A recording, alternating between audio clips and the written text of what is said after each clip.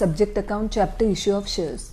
So students, this is our last part for specimen journal entries for chapter 8, and from the next video we will start with actual solution to question. So students, today we will see all journal entries relating to forfeiture of shares. Oh, what is now forfeiture of shares? So students, हमने देखा calls in arrears. Calls in arrears means what? Some shareholders fail to pay allotment or call money in spite of reminders sent to them, right? And such unpaid installment are called calls in arrears, or it is also called as unpaid calls. Bar bar reminder दिया है, फिर भी share holder ने अभी तक first call का है पैसा, या किसी ने अलॉटमेंट मनी है, किसी ने फाइनल कॉल है, ये दिया नहीं है, तो उसे क्या बोलते हैं? Calls in arrears.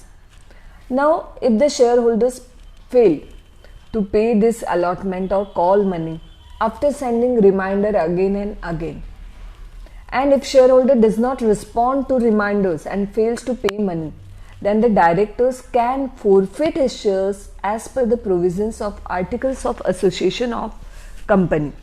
This is the right given by the article of association only. Means forfeiture means what? Compulsory termination of membership and taking possession of their shares. Whose shares? Defaulting members' shares by way of penalty for the non-payment of a fixed installment, call और premium. यानी उनका share क्या कर लेती है? Company return ले लेती है, उनका टर्मिनेशन कर देती है उनके शेयर का, और उनको यानी वो क्या हो जाती है? पेनल्टी हो जाती है कि अगर उन्होंने पहले कुछ अमाउंट दिया है, जैसे किसी ने एप्लीकेशन मनी दिया है, अलॉटमेंट मनी दिया है, पर फर्स्ट कॉल फाइनल कॉल दिया ही नहीं है, तो उनका उतना पैसा क्या हो जाता है? डूब जाता है. So this is known as compulsory termination of membership.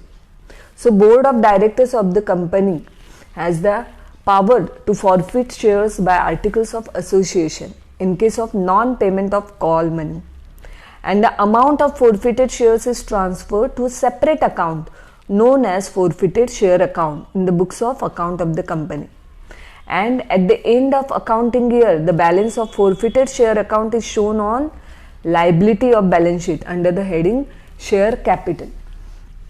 So now we will see that when there will be forfeiture of shares, share forfeit कर दिए है, कैंसिल कर दिए, तो उनका पहले का पैसा जो मिला है वो क्या करना है? वो कहाँ पे ट्रांसफर करना है? या फिर बाद में वो शेयर री इशू कर सकते हैं क्या? अगर शेयर्स ओरिजिनली प्रीमियम या डिस्काउंट पे इशू किए हैं और बाद में फॉरफिट हुए हैं, तो उसके लिए क्या जर्नल एंट्रीज आएगी? तो ये सभी एंट्रीज हम अभी देखने वाले हैं इस वीडियो में, and this is a very important part in issue of shares topic. Now see when shares are forfeited, जब शेयर्स फॉरफिट किए जाते हैं तो डेबिट क्या करना है आपको? डेबिट आपको करना है शेयर कैपिटल अकाउंट. सी जब आप शेयर इश्यू करते हैं तो आप शेयर कैपिटल अकाउंट क्रेडिट करते हैं, राइट? जैसे हमने एप्लीकेशन में एंट्री में देखा था, equity share application account debit to equity share capital account. Allotment money due होता है तो इक्विटी शेयर अलॉटमेंट अकाउंट या कोई भी preference share allotment account debit to preference share capital account. तो शेयर कैपिटल अकाउंट हम क्या करते हैं? क्रेडिट करते हैं.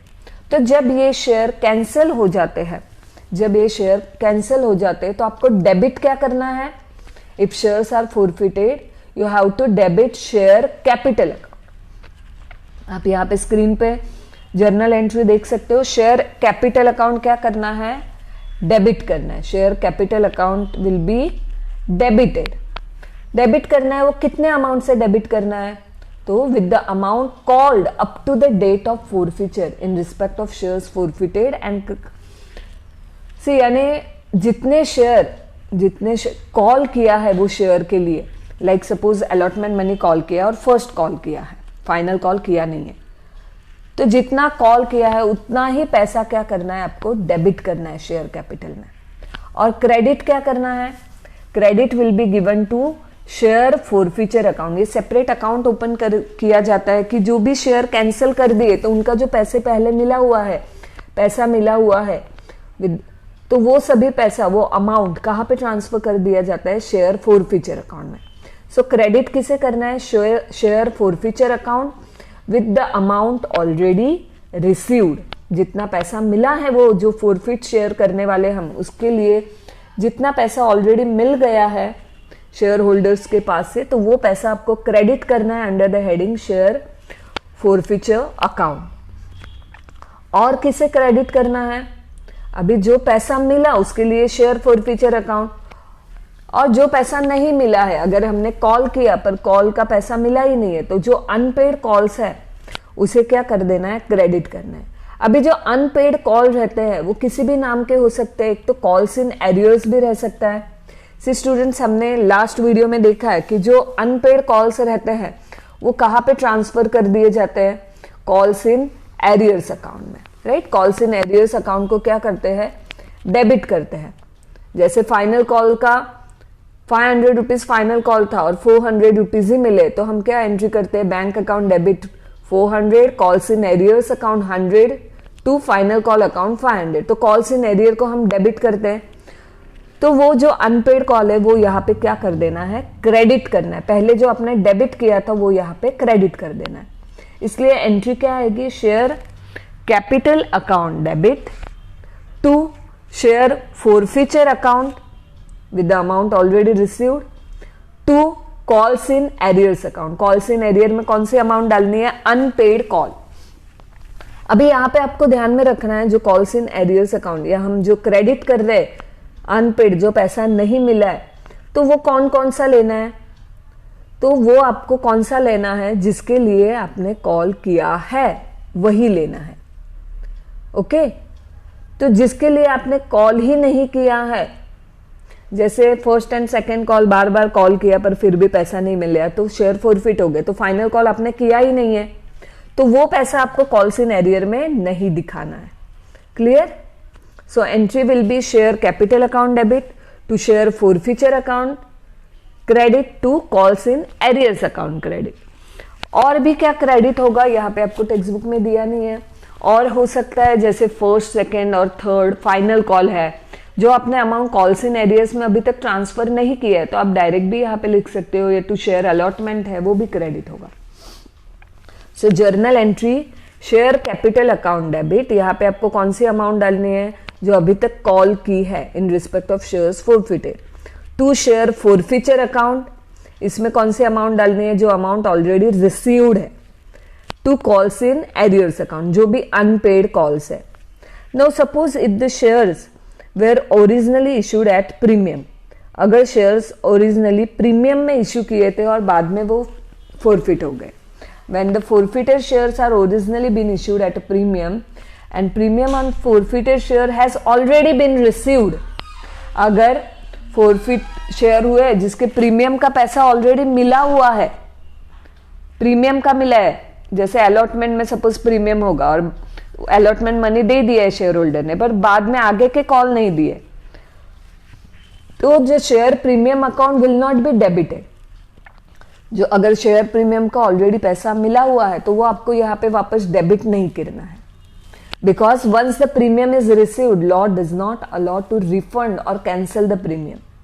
But if the premium on shares has not been received because informed part of the installment which remain unpaid, then premium on shares will be debited।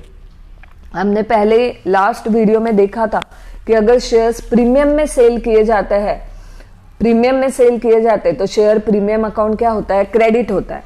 जैसे suppose 10,000 equity shares है जो 4 rupees per share due है, जिसमें 4 rupees में 2 rupees है premium के, तो entry क्या आती है? Equity share allotment account debit 40,000 to equity share capital account 20,000 यानी 10,000 into 2 to share premium account 20,000। तो जो आपने शेयर प्रीमियम वहां पे क्रेडिट किया था तो वो यहाँ पे आपको क्या करना है? डेबिट करना है if the premium is not received. तो एंट्री देखिए, if premium is already received तो एंट्री सेम रहेगी जैसे हमने ऊपर देखी है। दिस इज जो ऊपर यहाँ पे स्क्रीन पे एंट्री है वही एंट्री आएगी, share capital account debit to share forfeiture account to calls in arrears. पर अगर प्रीमियम का पैसा नहीं मिला हुआ है, if premium amount is not received, तो आपको क्या एंट्री पास करनी है? Share capital account debit share premium account debit to calls in arrears account to share forfeiture account. यानी जो आपने शेयर प्रीमियम पहले क्रेडिट किया हुआ था वो आपको क्या कर देना है, डेबिट करना है। ये हो गया कि अगर शेयर्स इश्यू किए गए हैं at premium. But what will be entry if the shares are originally issued at discount, कि अगर शेयर्स ओरिजिनली डिस्काउंट पे इश्यू किए हैं तो एंट्री क्या आएगी? Then entry will be, original entry same रहेगी, शेयर कैपिटल को डेबिट करना है आपको, कॉल्स इन एरियर को क्रेडिट करना है, शेयर फोरफीचर को क्रेडिट करना है, और एक चीज क्या आ जाएगी यहाँ पे क्रेडिट में, discount on issue of shares. आप जब शेयर इश्यू करते हैं डिस्काउंट, उस टाइम पे डिस्काउंट क्या करते हो आप, डेबिट करते हो। तो यहाँ पे जब आप फोरफिट करते हो तो आपको अपोजिट साइड में लिख देना है, यानी क्रेडिट साइड में। समझ में आ रहा है? यानी अगर शेयर फोरफिट कर रहे हो तो अगर प्रीमियम होगा तो प्रीमियम को डेबिट करना है, और डिस्काउंट होगा तो डिस्काउंट को क्या कर देना है, क्रेडिट करना है। नाउ स्टूडेंट्स, जो शेयर फोरफिट किए जाते हैं कंपनी क्या करती है, वो शेयर वापस री इश्यू करती है। वापस क्या करती है, कंपनी इश्यू करती है। Director can reissue the forfeited shares either at par, premium और at discount, but usually they are reissued as a fully paid up and they are issued at a discount। जो share already cancel हो गए तो वो mostly री issue जब करती है कंपनी तो क्या करती है, डिस्काउंट में इश्यू करती है। सिंपल एग्जांपल, जैसे 10 रुपीज का एक शेयर है, शेयर होल्डर्स के पास से आज तक ओनली 4 रुपीज मिला है, 6 रुपीज मिले ही नहीं, इसलिए शेयर क्या कर दिए, कैंसिल कर दिए। शेयर कैंसिल कर दिए, तब अब जब कंपनी इश्यू करती है वापस शेयर तो 6 रुपीज तो आना बाकी था, बराबर। तो कंपनी क्या करती है, शेयर्स डिस्काउंट में सेल कर सकती है, इश्यू कर सकती है कि ऑलरेडी 4 रुपीज तो मिला ही था, तो ये शेयर हम 6 रुपीज में सेल कर देते हैं। पर 6 रुपीज में सेल करना है, उससे कम में नहीं। The amount of discount allowed on re issue should not exceed the amount which has already been received. Okay, क्योंकि जो 4 रुपीज ऑलरेडी मिल गए थे, 6 रुपीज नहीं मिले थे, इसलिए हम उतना ज्यादा से ज्यादा 4 रुपीज का डिस्काउंट दे सकते हैं। अगर उससे ज्यादा का डिस्काउंट दिया कि 5 रुपीज का डिस्काउंट दिया तो कंपनी को लॉस हो जाएगा 1 रुपी का। ये हम सिर्फ एक शेयर की बात कर रहे हैं। तो डिस्काउंट की अमाउंट, ये जितना पैसा मिला है फोरफिटेड अमाउंट, उससे ज्यादा डिस्काउंट नहीं देना है। और वो कहाँ पे ट्रांसफर करना है, it should be debited to share forfeiture account. And in case of all the forfeited shares are reissued, balance of the share forfeiture account is transfer to capital reserve account. यानी discount आपको आप जो दे रहे हो, बाद में company को जो फायदा हो रहा है शेयर इश्यू करके, री इश्यू करके, तो वो फायदे की अमाउंट, वो प्रॉफिट कहाँ पे ट्रांसफर कर देना है कंपनी को, कैपिटल रिजर्व में। यहाँ पे आप सिंपल एक सम देख सकते हो कैपिटल रिजर्व की एंट्री के लिए। से कंपनी ने फोरफिट किए 1000 shares of ₹10 each for non payment of final call of ₹2। All the forfeited shares were issued at 6 per share fully paid. तो यहाँ पे सबसे पहले हम फोरफिचर की सब एंट्री हम पास कर रहे हैं यहाँ पे, एंड री इश्यू की। कंपनी फोरफिट कर रही है शेयर, तो जैसे मैंने आपको ऊपर एंट्री दिखाई उस तरह से इक्विटी शेयर कैपिटल अकाउंट क्या कर देना है, डेबिट। तो 1000 इंटू 10 यानी 10,000 to share forfeiture account. Share forfeiture account में कौन सी अमाउंट डालनी है, जितना पैसा कंपनी को मिला है। तो अभी आपको क्वेश्चन में क्या दिया है, non payment of final call of ₹2, यानी 10 में से 2 रुपीज नहीं मिले, यानी 8 रुपीज मिले हैं। तो ₹8 इंटू 1000 शेयर कितना आ गया, 1000। 1000 इंटू 8 कितना आ गया, 8000 रुपीज। तो 2 शेयर फोरफिचर अकाउंट में कितना अमाउंट जाएगा, 8000, यानी उतना पैसा मिला है। 2 calls in arrears, calls in arrears में जो पैसा नहीं मिला है, तो 2 रुपीज नहीं मिले थे, तो 2 rupees into 1000 share that is 2000। So equity share capital account 10,000 to share forfeiture account 8,000 to calls in arrears account 2,000। अभी ये शेयर्स वापस री इश्यू किए कंपनी ने। री इश्यू कितने में किए, दिया है 6 रुपीज में। सो 6 रुपी इंटू 1000 शेयर, तो कितना पैसा मिला कंपनी को, 6000। सो bank account debit 6000। Okay, fully paid up दिया है। ओके, यानी 10 रुपी इंटू 1000 शेयर, शेयर कैपिटल में क्रेडिट कितना होगा 10,000।